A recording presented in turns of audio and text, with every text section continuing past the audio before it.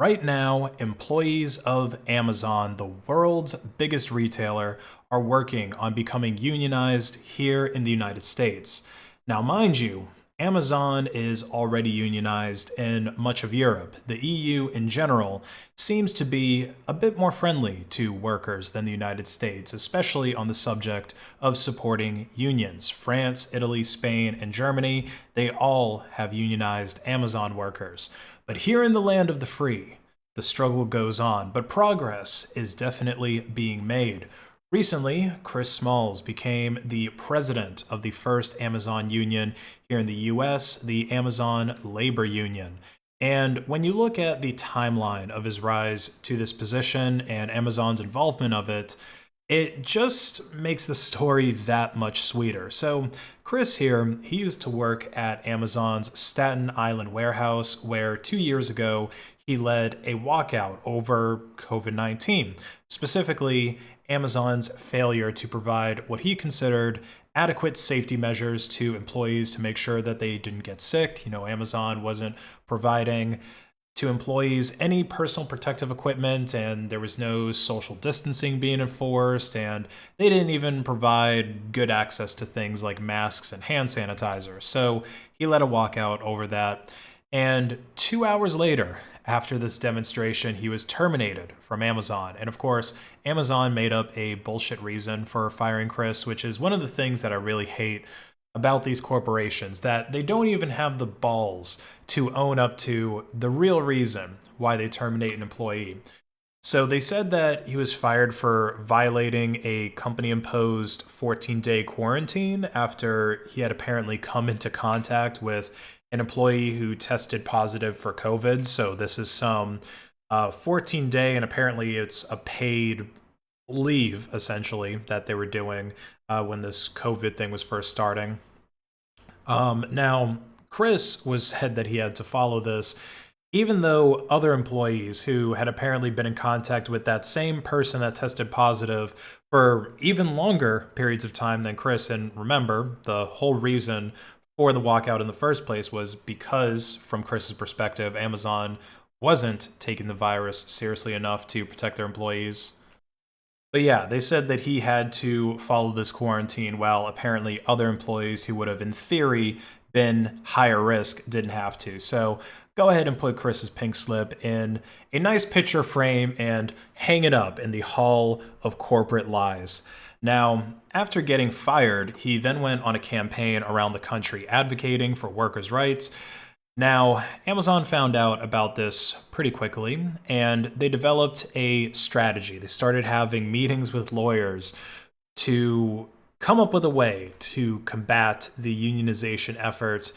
And this was probably taken straight out of Sun Tzu's Art of War, right? Never interrupt your enemy when they are making a mistake, which is pretty sound advice. If they're making moves that's going to lead to their self-destruction, then go ahead and let them destroy themselves. So Amazon, at first, they actually pushed to get Chris Smalls to sort of become the face of the unionization movement because they thought that it would make the movement seem foolish. An actual quote that was leaked from Amazon's PR strategy that they were having from notes that somebody was taking is that he's not smart or articulate. Again, they're referring to Chris here. And to the extent that the press wants to focus on us versus him, we will be in a much stronger PR position than simply explaining for the umpteenth time how we're trying to protect workers. And that was written by Amazon's general counsel, David Sapolsky. And then later on in the meeting, he went on to say that we should spend the first part of our response strongly laying out the case for why the organizers' conduct was immoral, unacceptable, and arguably illegal in detail, and only then follow with our usual talking points about worker safety. Make him the most interesting part of the story, and if possible, make him the face of the entire union/organizing movement. So Amazon, they actually really focused on making this guy the face of the whole thing. That's part of the reason why you're hearing so much about him. And I'm kind of surprised that I didn't hear more about social media losing their minds over that original quote because it seems just a wee bit racist. Like, yeah, I get that Chris Smalls might not look the part of a union president, especially in his most viral photo. I mean, he kind of looks like a rapper here that'd be doing a collab with Moneybagg Yo or something. But I have listened to him speak in a couple of interviews. He was on a couple of podcasts and things like that, and he's actually pretty well spoken. It sounds like he's got a good head on his shoulders. Plus, we're talking about this guy being a union leader, okay? We're not talking about him being a brain surgeon or some kind of nuclear physicist. If you know the history of unions in the United States, then you'll know that unions were actually at their most powerful when they were being run by the mafia. And you know, mobsters, they're all so well known for having super great educations, right? Yeah, the bashing of this guy's character was just a red herring from the very beginning. But now Amazon is pulling out all of the stops that they can to try and stomp out this union and prevent more from spreading across the United States. Of course, Amazon, they sent out union busters to the warehouse around the time that they started to get organized, and it wasn't very effective. In fact, to quote what Chris said about this when he talked about it on the Chapo Trap House, basically he said it's easy to spot a millionaire in a warehouse. If you're walking around wearing nice shoes, clean new khakis, and $1,000 jackets, you're not an Amazon worker. At least you're not the kind of worker that works in the warehouses, because you're just not going to earn enough to dress like that.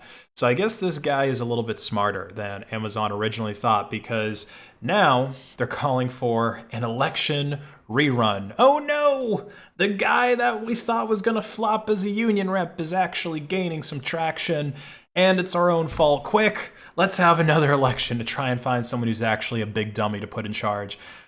So now it's going to be up to the NS, National Labor Relations Board, to take a look at Amazon's objections to the election result. The main thing that Amazon is bringing up is that less than 1/3 of employees voted in this last election for who was going to lead the union or if they were going to have a union.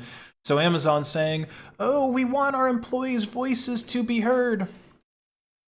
And also, Amazon is accusing the ALU organizers in New York of giving out marijuana to employees to help secure the vote. Oh no, not the marijuana. It looks like Amazon is kind of doubling down here. They're like, okay, the black guy that we pumped up to be the ALU president, he isn't actually this inarticulate dummy.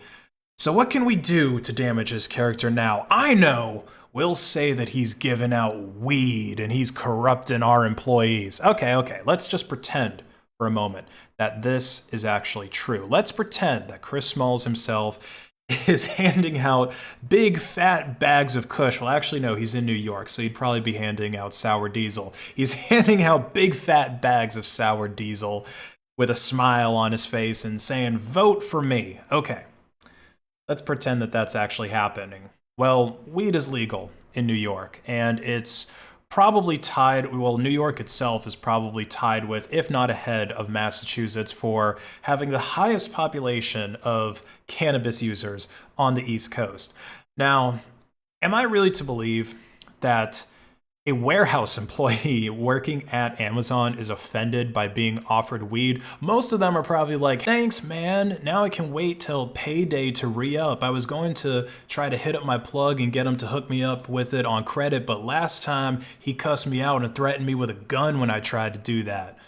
I mean, really, is this any different than a union having a barbecue and serving beer to its attendants? I don't think so.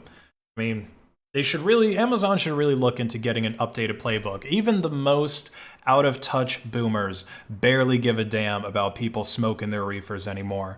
So it's clear to me that Amazon is just stalling as long as they can, hoping that the unions will become disenfranchised. But eventually, the suits of the world's biggest retailer are going to have to sit down with the ALU and begin the collective bargaining process. So I wish them the best of luck in their endeavor, but what do you guys think about this situation? Do you think Amazon would be better off with unionized workers? Do you think that Chris Smalls is the guy to lead the ALU? Let me know what you think in the comments below, or talk about whatever you want. All of it stimulates the algorithm, as well as liking the video and following me on Odysee, a video sharing platform that actually respects free speech. Have a great day now.